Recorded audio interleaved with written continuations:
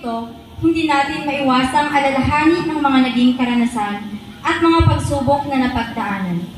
Na sa kabila ng lahat, ay pinili pa rin nating maging matatag at determinado na makamit ang inaasam-asam na tumataginting na mga pangarap. Ang ating mga guro't magulang ang nagsilbing instrumento upang tayo ay matutong magbasa at magsulat. Nagbigay ng pagkakataong maipakita ang kahusayan sa larangan ng edukasyon.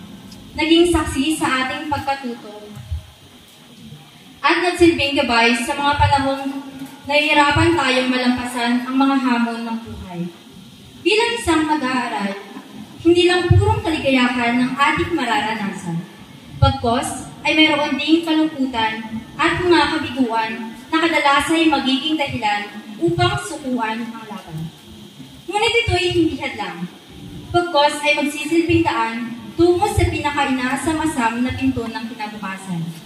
Ang ating dedikasyon, determinasyon at mga aral na natutunan sa buhay ang magsisilbing pundasyon natin at magdadala sa atin upang maabot ang ating mga minimithing pangarap. Ang buhay ay hindi perpekto. Hindi ito isang paligsahan na maaaring hulaan kung sino ang mananalo sa laban. Pagkos, ito ay buong pusong pinagsisikapan. Tugot pawis ang inilalaan dahil sa huli, napakasarap sa kalooban na pakinabangan ang tamis na katas ng pinaghirapan. Ito ang palagi nating tatandaan at itatatak sa ating puso't isipan.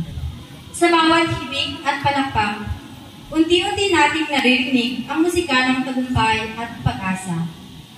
Ang pagtatapos na ito ay hindi isang wakas. Pagkos ay ang panibagong simula ng masalimuot na daan tungo sa ating mga pangarap. Muli, isang mapagpalang